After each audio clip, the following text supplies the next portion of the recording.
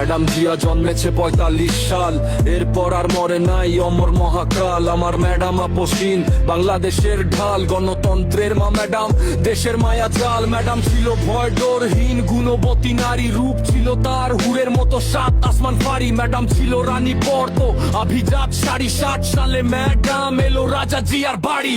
৮১তে শহীদ হলো জিয়াউর রহমান। ম্যাডাম পড়লো ভেঙে তার সাথে ২ সন্তান। দেশের লাগি ম্যাডাম জিয়ার মন করলো আনচান। রাজনীতিতে এলো গাইলো গণতন্ত্রের গান। ৯০ সালে ম্যাডাম নিয়ে ফিরল গণতন্ত্র, রুখে দিল আধিপত্য লক্ষ্য ষড়যন্ত্র। ম্যাডাম ভারত গুনত না জব্দ দেশের মন্ত্র।